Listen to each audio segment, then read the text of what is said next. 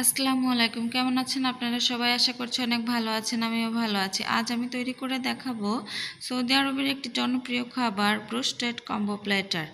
এই প্ল্যাটারটি কিনে খেতে হলে অনেক টাকা দাম।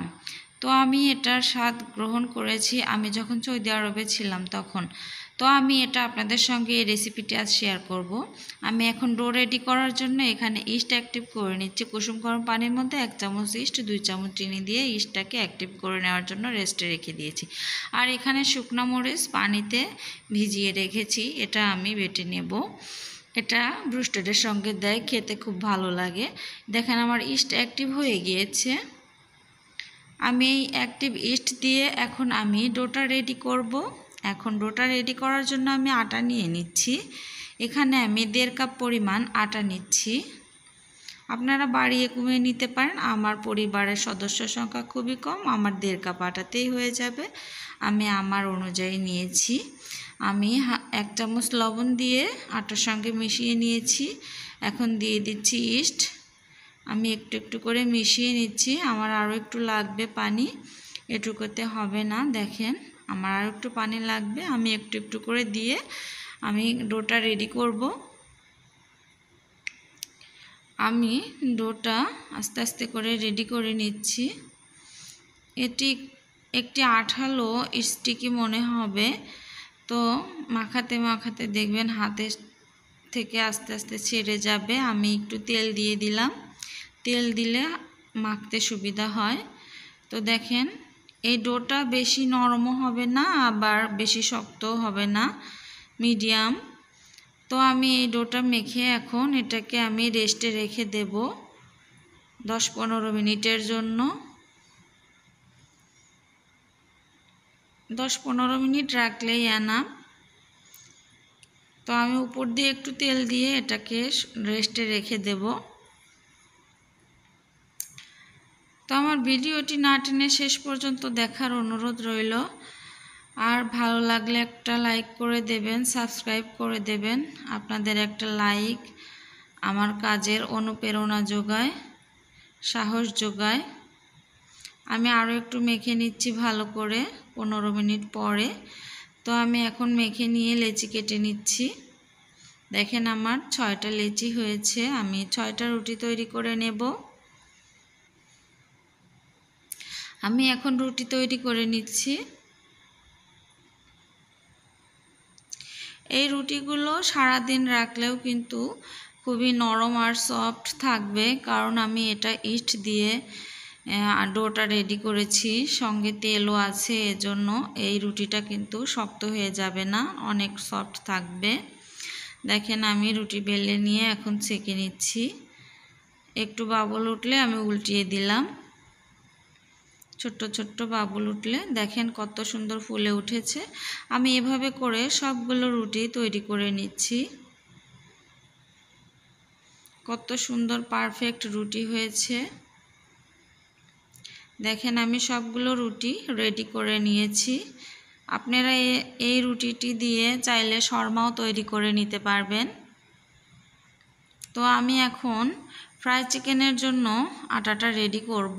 আমি এখানে আটা দিয়ে দিলাম, আর দিয়ে দিয়েছি শুকনো মরিচ, কর্নফ্লাওয়ার, স্বাদমতো লবণ দিয়ে আমি এটাকে খুব সুন্দর করে মিশিয়ে নিচ্ছি।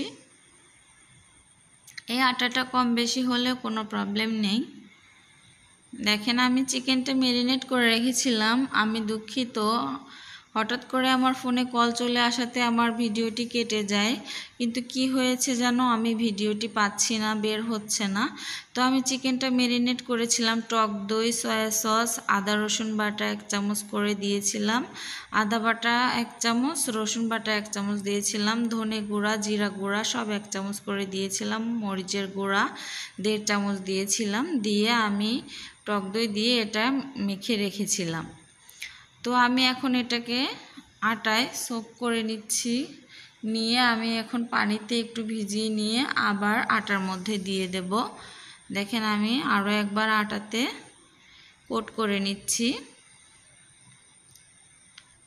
আমি খুব চেপে চেপে কাজটা করছি, এতে করে খুব ভালো করে লেগে থাকবে। দেখেন আমি একটা ঝেড়ে নিচ্ছি, এখন কত সুন্দর হয়েছে।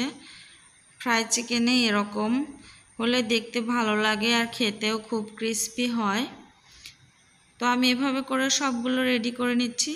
আমি প্রথমে একবার আটায় দিচ্ছি, তারপরে পানিতে দিয়ে আবারও আটায় কোট করে ঝেড়ে উঠিয়ে নিচ্ছি।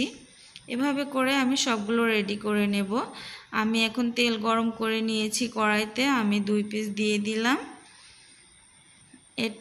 এটা একটু কম করে দিয়ে ভাজলে ভালো হয়, জায়গা থাকলে একটু বেশি দেওয়া যায়। তো আমার মনে হচ্ছিল আরেকটা দেওয়া যাবে, তো দিয়ে দিলাম। দিয়ে আমি এভাবে করে সবগুলো ভেজে নেব লালচে করে। দেখেন আমার ভাজা হয়ে গিয়েছে। আমি একে একে কিন্তু সবগুলো ভেজে তুলে নিয়েছি। এটা লাস্ট ব্যাচ, এটাই শেষ। দেখেন আমি এভাবে সার্ভ করেছি।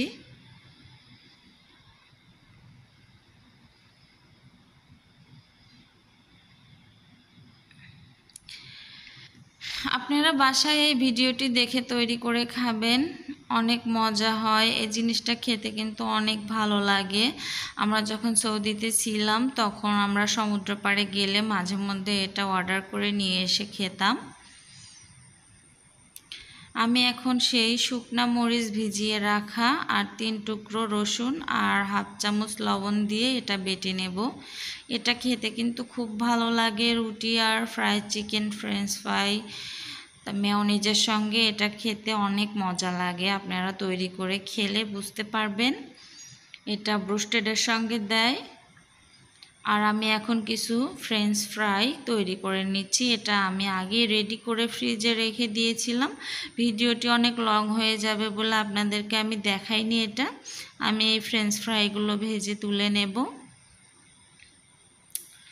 আমি একে একে করে সবগুলো ফ্রেঞ্চ ফ্রাই দিয়ে দিচ্ছি হালকা গরম তেলের মধ্যে। দেখেন আমার দেওয়া হয়ে গিয়েছে, আমি একটু উল্টিয়ে দিচ্ছি। আমি সবগুলো ফ্রেঞ্চ ফ্রাই এভাবে ভেজে উঠিয়ে নেব। এটা অর্ডার করে খেতে গেলে অনেক টাকা খরচ পড়ে যায়, কিন্তু খেতেও কিন্তু বেশ মজা। আমি যখন পারতাম না তখন আমার হাজব্যান্ড এগুলো অর্ডার করে নিয়ে আসতো রেস্টুরেন্ট থেকে। তখন আমরা সমুদ্র পাড়ে বসে এগুলো খেতাম খুব মজা করে।